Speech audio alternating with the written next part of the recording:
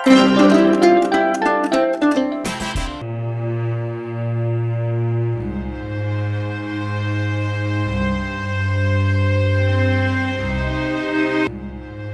समय पहले की बात है। एक विशाल राज्य था जो अपनी समृद्धि और शांति के लिए प्रसिद्ध था।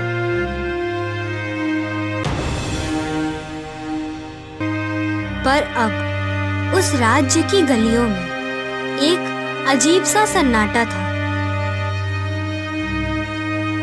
हर आंखों में डर था और हर चेहरे पर चिंता। लोग आपस में फुसफुसा रहे थे।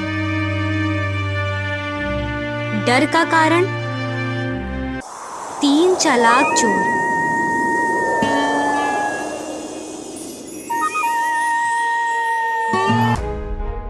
अरे अरे, ये क्या हुआ? मेरा कीमती हार चोरी हो गया।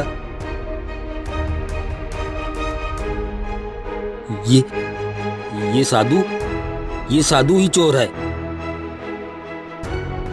अरे नहीं महाशय, मैं तो बस प्रभु का भक्त हूँ। मुझे झूठा मत बदनाम कीजिए।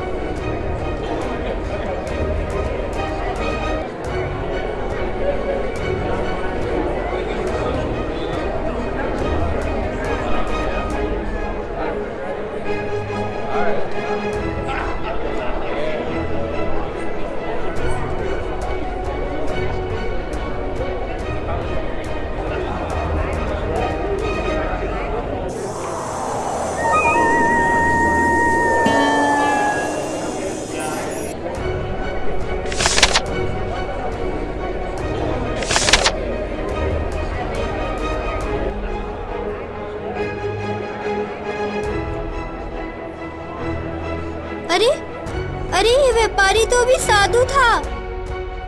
ये कैसे हो सकता है? ये चोर सिर्फ साधारण चोर नहीं थे।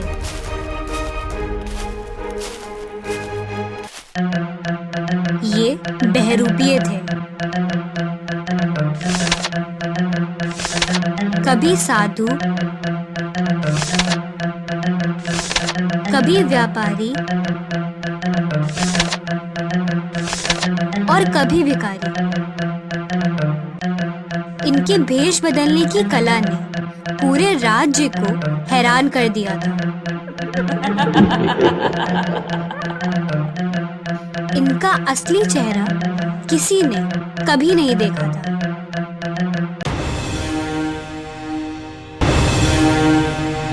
इधर महल के अंदर भी खौफ पसरा हुआ था। राजा अपने सिंहासन पर बैठे थे, पर उनके मन में उथल-पुथल थी। प्रजा अब साधुओं, व्यापारियों और भिखारियों पर विश्वास नहीं कर रही थी। राज्य की शांति खतरे में थी। ये राज्य डर और अविश्वास में डूब गया है। जो साधु आशीर्वाद देने आता है, लोग उसे भी चोर समझते हैं। इन तीनों चोरों ने हमारी शांति छीन ली है। महाराज, हमें इन चोरों को पकड़ने के लिए कुछ विशेष उपाय करने होंगे। ये हर बार रूप बदल लेते हैं, इसीलिए इन्हें पहचानना कठिन हो जाता है। मैं अपने सबसे भरोसेमंद गुप्तचरों को इस काम पर लगाऊंगा। अब ये चोर नहीं बच सकते।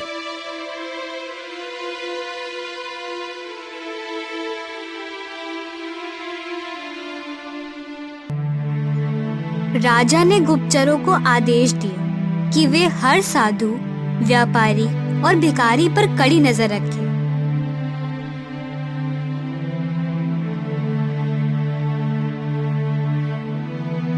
लेकिन क्या ये इतना आसान था?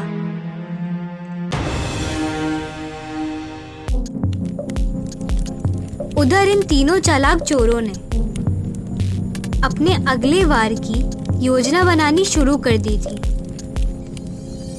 राजा हमें पकड़ने की तैयारी कर रहा है, लेकिन उसे क्या पता कि हम अगले वार के लिए तैयार हैं। वह अपने साधु के भेष के कमंडल से एक सुनहरा हार निकालता है।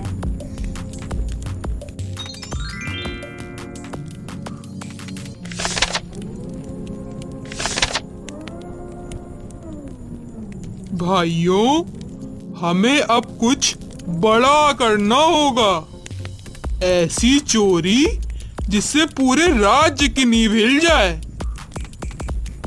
व्यापारी बने चोर ने एक नकली मोहर निकाली जो महल की शाही मोहर की जैसे ही दिखती थी।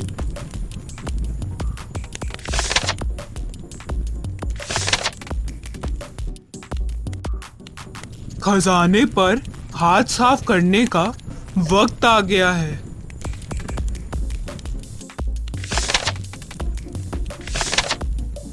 तीनों एक दूसरे को देखकर हंसते हैं। उनकी आंखों में चालाकी झलकती है।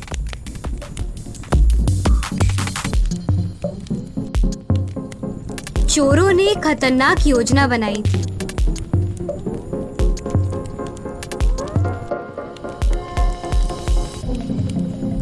अगला निशाना था राजा का खजाना।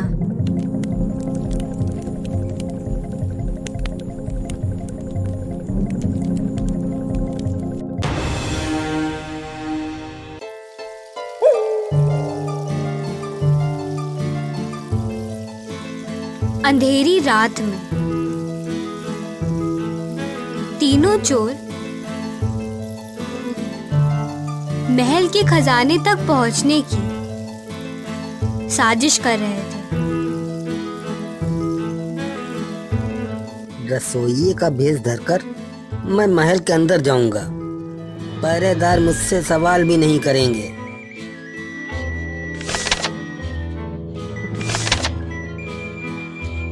वह अपने कपड़ों को ठीक करता है और एक रसोई का झोला कंधे पर डाल लेता है। और मैं साधु बनकर राजमहल के बाहर बैठूंगा ताकि राजा और मंत्री पर नजर रख सकूं।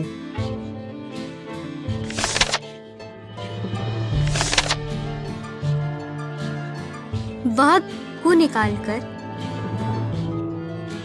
अंदर छिपा लेता है।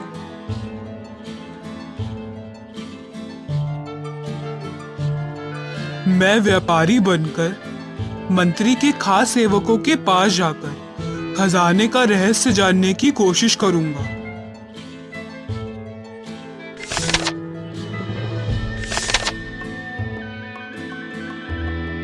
उसके पास नकली दस्तावेज होते हैं जो उसे राजा का मेहमान साबित करते हैं। इन चालाक चोरों की योजना पक्की थी, लेकिन क्या राजा और उनके गुप्तचर इनकी साजिश को भाप पाएंगे?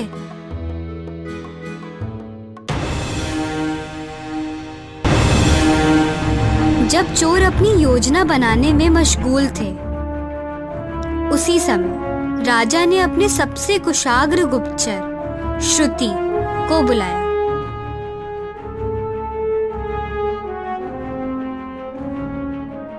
श्रुति की सूझबूझ और साहस पर राजा को पूरा भरोसा था। श्रुति, राज्य में चोरों का आतंक बढ़ता ही जा रहा है। ये साधु, व्यापारी और भिखारी के वेश में घूमते हैं, पर उनकी असली पहचान कोई नहीं जानता। अब समय आ गया है कि इनकी काली करतूतों पर विराम लगाया जाए। महाराज, ये चोर जितने चालाक हैं, हमारी योजना उनसे 2 कदम आगे की होगी। मैं इन्हें इनके ही जाल में फंसाऊंगी।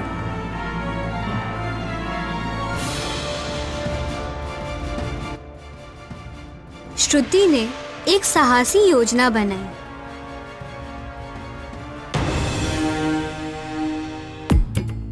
खुद को भिखारन के भेष में बदलकर उसने चोरों के गिरोह तक पहुंचने का निश्चय किया।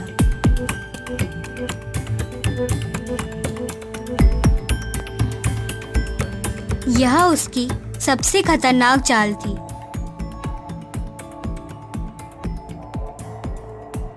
ये भिखारिन कुछ अजीब सी लग रही है। कहीं ये हमारे पीछे तो नहीं? अरे एक गरीब औरत ही तो है, छोड़ो इसे। हमारे दुश्मन हमें पकड़ने के सपने ही देखते रह जाएंगे। ध्यान दो, राजा ने अपने गुप्तचर चारों ओर फैला रखे हैं। हमें सावधान रहना होगा। श्रुति चुपचाप उनकी बातें सुन रही है। उसकी आंखों में एक साजिश को उजागर करने की चमक है।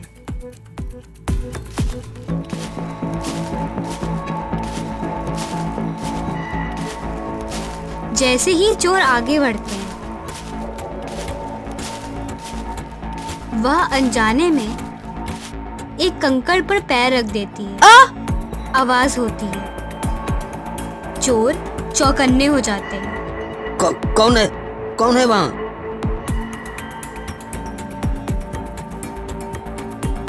तो 2 दिन से भूखी हूँ बाबूजी, कुछ दे दो। चोर आपस में शक भरी निगाहों से एक दूसरे को देखते हैं, फिर आगे बढ़ जाते हैं। श्रुति उनके पीछे छिपकर उनकी अगली योजना सुनने के लिए बढ़ती है।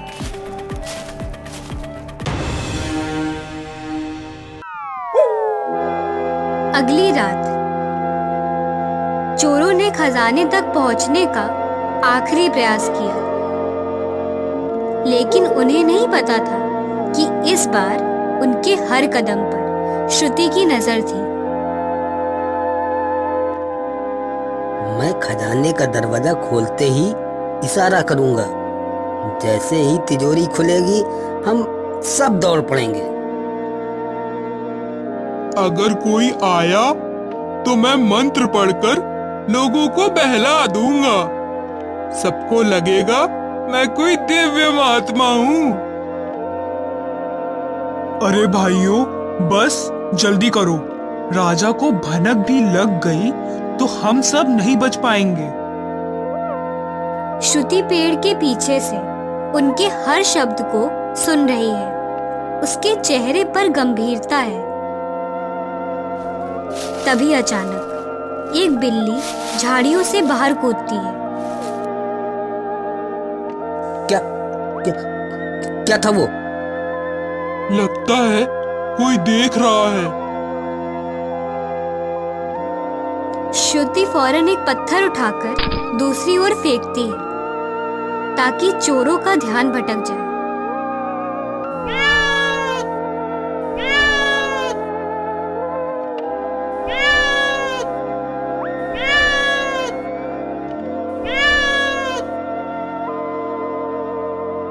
अरे बस एक बिल्ली थी। चलो चलो, अब जल्दी करो।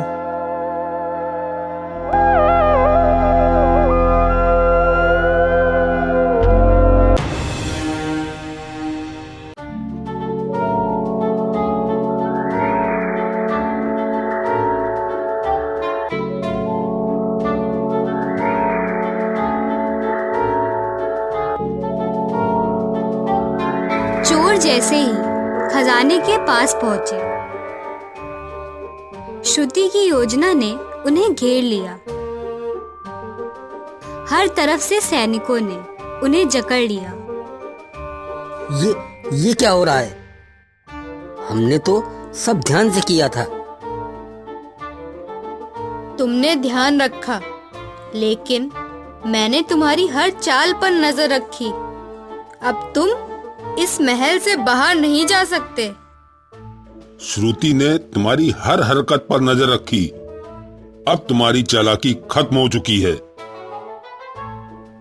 हमें धोखा कैसे मिला? तुमने जितने मुखौटे बदले, मैं हर मुखौटे के पीछे छुपे चेहरे को पहचान चुकी थी। अब तुम राजा के न्याय से नहीं बच सकते। तीनों चोर अपनी चालाकी के जाल में खुद ही फंस गए। राजा ने श्रुति की बहादुरी की प्रशंसा की और राज्य में शांति फिर से लौट आई।